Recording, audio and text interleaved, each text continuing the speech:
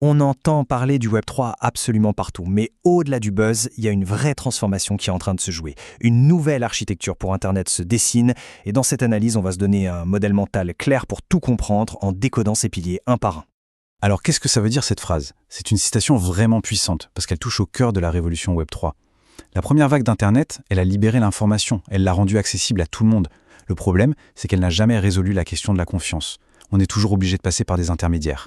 Et c'est justement ça que la blockchain veut changer, à la racine. C'est la grande question. Parce que oui, les crypto-monnaies, ça a été la première application visible, mais la technologie qui est derrière a des ambitions bien plus grandes, bien plus profondes.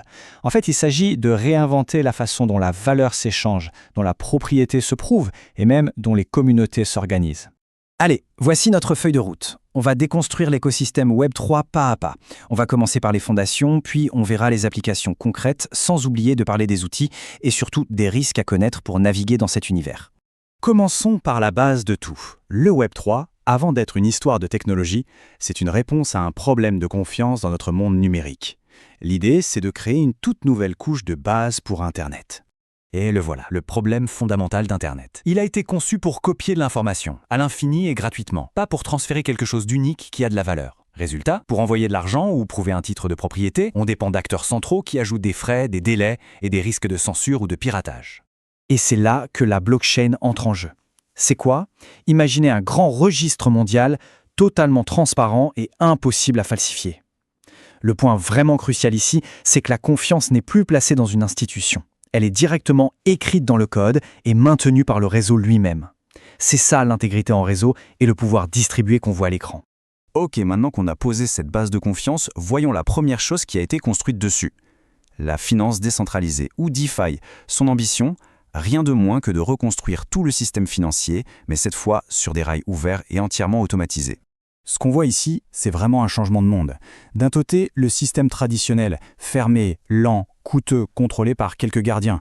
De l'autre, un écosystème financier ouvert 24/7, instantané et accessible à n'importe qui avec une connexion Internet. C'est un changement de paradigme radical. En pratique, la DeFi, c'est un ensemble d'applications qui tournent toutes seules.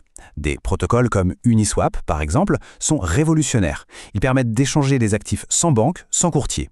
Et d'autres, comme Aave, créent des marchés où on peut prêter ou emprunter, le tout géré automatiquement par du code. C'est un peu comme des Lego financiers qu'on peut assembler. Mais attention, cet univers est loin d'être sans danger. Soyons clairs. Il y a la manipulation des oracles, ces capteurs qui lient la blockchain au monde réel. Et puis il y a les bugs dans le code, comme les failles de réentrance. Pour faire simple, c'est comme si un distributeur vous donnait 100 €, mais oubliait de mettre votre solde à jour assez vite, ce qui vous permettrait de redemander 100 € encore et encore. Voilà le genre de risque bien réel. Bon, on quitte la finance pure pour un autre pilier fondamental, la propriété. Avec les NFT, le Web3 veut redéfinir ce que ça veut dire de posséder quelque chose à l'ère numérique, et ça va bien au-delà des simples images. Le point clé ici, et il faut vraiment le retenir, c'est d'oublier les images de singes à des prix fous. Un NFT, ce n'est pas l'image, c'est l'acte de propriété numérique qui est derrière. C'est un container sécurisé qui prouve de manière infalsifiable qu'un actif, qu'il soit digital ou même physique, appartient à une adresse bien précise. Et c'est là que ça devient vraiment intéressant. On peut créer des diplômes impossibles à falsifier, des titres de propriété pour une maison, garantir la traçabilité d'un produit de luxe, ou même programmer des royalties qui reviennent automatiquement à un artiste à chaque fois que son œuvre est revendue. Le NFT, c'est une brique de base pour l'économie de demain. Troisième pilier, la gouvernance. Après la finance et la propriété, le Web3 s'attaque à la structure même de nos organisations avec les DAO, les organisations autonomes décentralisées. Une DAO, ce n'est pas juste une entreprise sans chef, c'est bien plus que ça. C'est une tentative de gouvernance par le code. En remplaçant une hiérarchie souvent opaque par des règles transparentes et automatiques, on s'attaque à un très vieux problème en économie, le fameux dilemme principal-agent, où les intérêts des dirigeants ne sont pas toujours les mêmes que ceux de l'organisation. Comment ça marche? En théorie, c'est assez simple. Les grandes décisions sont soumises à un vote de tous les détenteurs de tokens. Tout est transparent sur la blockchain. L'argent est dans une trésorerie commune et ne peut être dépensé que si la communauté vote oui. C'est la gestion par le code, appliquée à un collectif.